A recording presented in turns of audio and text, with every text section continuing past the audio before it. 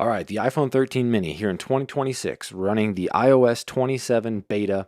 I am surprised and shocked and actually very glad to be able to share with you that it's running much more smoothly than iOS 26 was. The public release of iOS 26 was buggier and worse than the beta version of iOS 27. And so, what's my point with all this? Basically, it means that if you have an older device like an iPhone 13, 14, even a 12 series or an 11 series, which is supported by iOS 27, take heart because better software days are coming your way.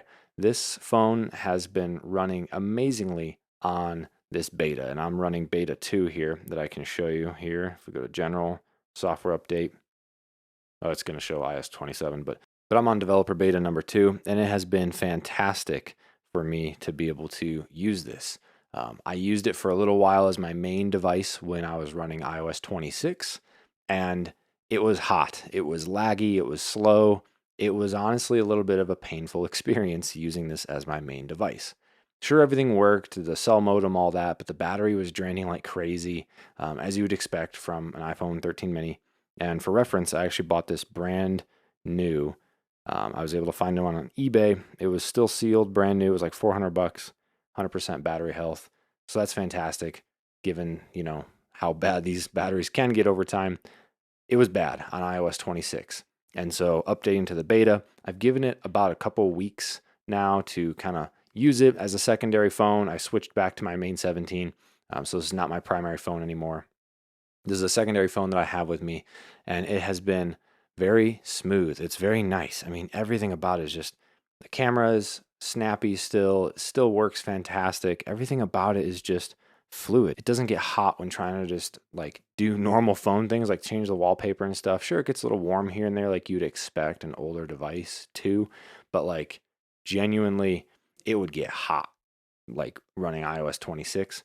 iOS 27 here on the beta, completely fine. Sure, there's normal beta bugs and stuff that you would expect, but genuinely it has rendered this phone from borderline unusable to very much enjoyable and very much usable as an experience. And so this isn't a very long video, but it's just a short video to encourage you to say, hey, if you have an older phone, iPhone 13 series, 12 series, something like that, and it's just been a terrible software experience in iOS 26, you're not alone. It has been terrible for everybody. And so for me, running the beta on this has been a much better experience than even the public release of iOS 26. And so if you're kind of like, what the heck, I was going to upgrade my phone anyway, or, I got nothing to lose, I would highly recommend checking out the beta version of the software. And so to do that, you would go into your settings, you go into general, software update, and you simply go into beta updates. I'm covering my email address there. And so then you would allow it to run the beta update. You can turn it off or pick which one you want. You definitely want to select the iOS 27.